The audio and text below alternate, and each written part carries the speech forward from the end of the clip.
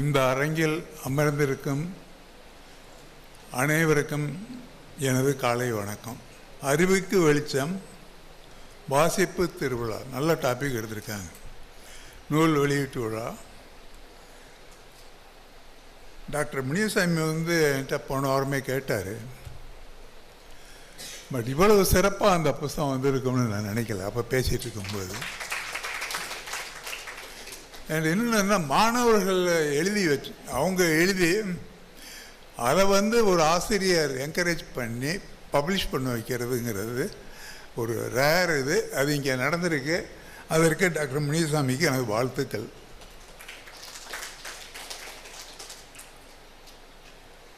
நமது கல்லூரியில் அந்த வாசிப்பு ஒரு இம்பார்ட்டன்ஸ் கொடுத்துட்டு வந்துகிட்டே இருக்கும். மன்னிச்சுக்கணும், நடுவில் ஆங்கிலம் வந்துடும், அதை அவாய்ட் பண்ண முடியாதனால. நாங்கள் படித்தது தமிழ் மீடியமாக இருந்தாலும் பேச்சு தமிழ் தான் எங்களுக்கு பழக்கம் ஜாஸ்தி வரும். இலக்கிய தமிழ் சரியாக பேச வராது. என்ன, அதுக்கான சந்தர்ப்பங்களும் கிடையாது. பொதுவாகவே நான் ஒரு 20-30 பேர் இருக்கிற கூட்டத்தில் பேச சொன்னால் பேச மாட்டேன், அவாய்ட் பண்ணிட்டு போயிடுவேன். நான் காரைக்குடி செக்ரட்டரியில் ஒரு 4 வருஷம் வேலை பார்த்தேன் சயின்டிஸ்டாக.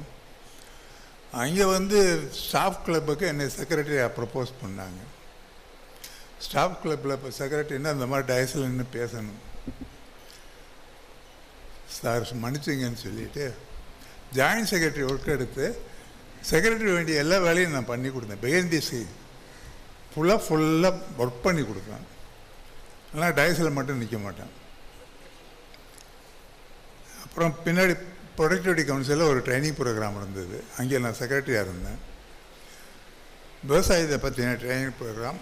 அப்போ கோவிந்தசாமின்னு டீன் இருந்தார். அவர் எங்கள் குடும்ப நண்பர்.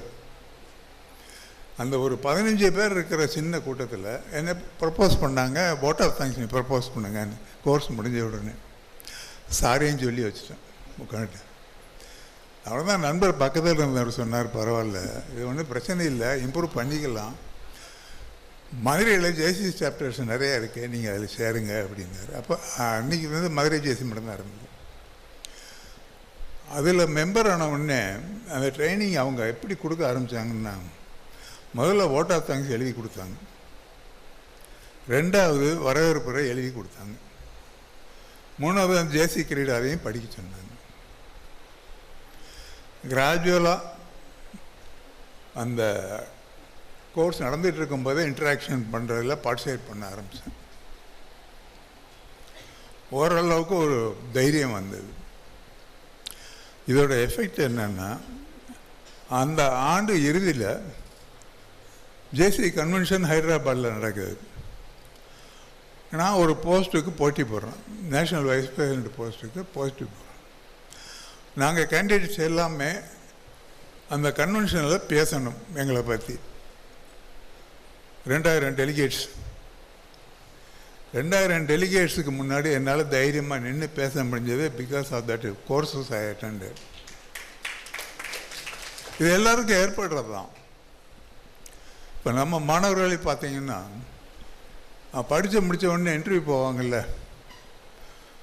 இன்டர்வியூவில் நீங்கள் மோஸ்ட்லி ஆங்கிலத்தில் கேள்வி கேட்க வரும்போது சரியாக பதில் வராது. ஏன்னா அவங்க பேசி பழகாது தான் காரணம், வேற ஒன்றும் கிடையாது. பேசி பழக வைக்கணும். டயஸ் எல்லாம் கட்டாயம் ஏதாவது ஒரு ப்ரோக்ராம் பேசி ஆகணும். நான் இன்றைக்கி உங்கள்கிட்ட சஜஸ்ட் பண்ணேன்ல, நம்ம விஷன் அண்டு மிஷன், இதையே மாணவர்களுக்கு கட்டாயம் காலையில் படிக்கணும். அவங்க மைக்கில் பேசணும். அந்த மாதிரி நம்ம பழக்கத்தை ஏற்படுத்தி கொடுத்தால் பின்னாடி அவங்களுக்கு ரொம்ப பிரயோஜனமாக இருக்கும். இந்த புத்தகம் மாணவர்களால் எழுதப்பட்டது. ரொம்ப மகிழ்ச்சி. இது இந்த வருஷத்தோடு நின்றக்கூடாது. அதுக்குன்னு ஒரு ஸ்பெஷல் ப்ரோக்ராம் போடுங்க, ஒரு பேர் கொடுங்க. ஒவ்வொரு வருடமும் இந்த மாதிரி செய்யணும். அது ஸ்கீம் போடுங்க, அதுக்கு ஒரு பேர் வைங்க. நம்ம நிறைய ப்ரோக்ராம் ஒவ்வொரு ஆண்டும் செஞ்சிட்ருக்கோம். அதே மாதிரி இது ஒரு ப்ரோக்ராம். இதை இம்பார்ட்டன்ஸ் கொடுக்கணும். இப்போ இன்னைக்கு சாதாரணமாக அந்த மீட்டிங்கில் முடிச்சு போயிடுறோம், வெளியே ஜாஸ்தி தெரியாது. ஆண்டு விழா மாதிரி, கல்லூரி விழா மாதிரி ஏதாவது ஒரு நிகழ்ச்சி, பெரிய நிகழ்ச்சியில் இவங்கள பார்ட்டிசிபேட் பண்ண வைக்கணும். அப்போ தான் அவங்களுக்கு ஒரு எக்ஸ்போஷர் கிடைக்கும். இந்த நிகழ்ச்சிக்கு ஏற்பாடு பண்ண டாக்டர் முனியசாமிக்கு எனது வாழ்த்துக்கள். இந்த புத்தகங்களுக்கு எழுதிய மாணவர்கள் அனைவருக்கும் எனது வாழ்த்துக்கள்.